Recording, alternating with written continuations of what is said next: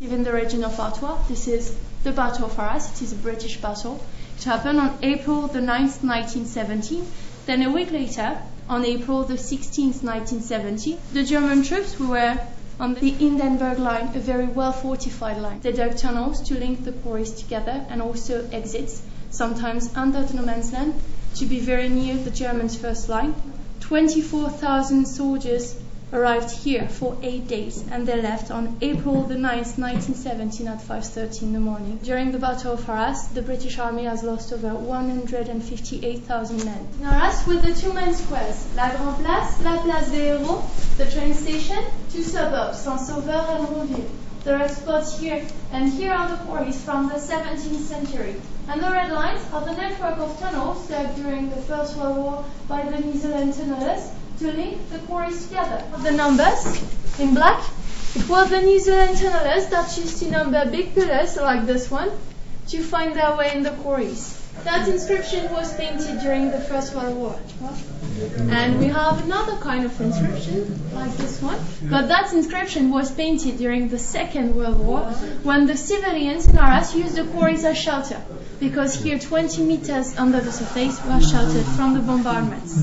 On a une vraie ville sous la ville, on a retrouvé des objets comme ces bouteilles en verre.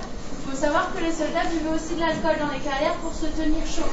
And all the items you have around are original. You have found them whether in the quarries or on the battlefield. And what you see up there is not a tunnel. It is the reflection of the bottom of the well. Donc tout d'abord, sur la droite, vous allez voir une inscription faite par le sergent Ashworth du 2nd Suffolk Regiment. So now we shall see some drawings made by the soldiers almost a century ago.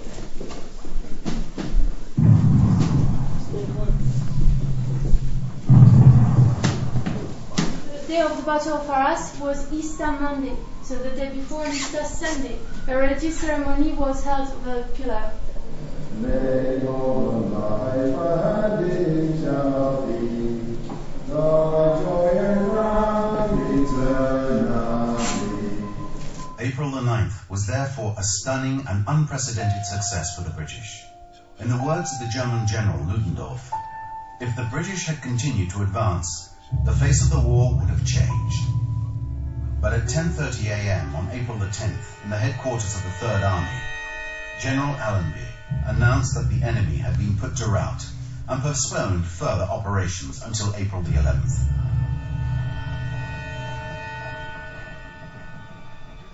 This gave the Germans 1 day, just enough time to bring up fresh troops and call in heavy artillery. The men were cold, hungry, and exhausted. They received the order to attack at 5 a.m. The troops renewed their attack. Their passage was blocked by intense fire. The Germans were there, entrenched in the village, in a position of power. Fighting raged in the streets. This was a new and terrifying experience for the British soldiers. It was sheer massacre. The 10th Infantry Brigade, in particular, lost 1,000 of its 1,600 men. The British didn't have a chance, in spite of their bravery.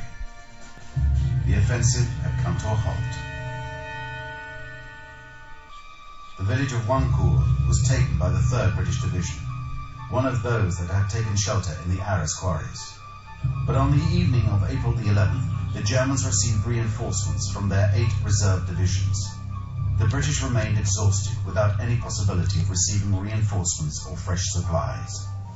The supposed diversion of the Battle of Arras had turned to carnage. The great French offensive failed to materialize. The British, therefore, remained alone at Arras.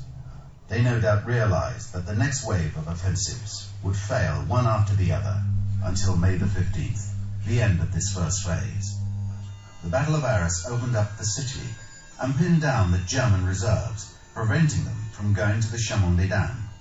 And the British gained 12 kilometers on the front. But what a price they paid. For 2 months, 4,000 men died every day.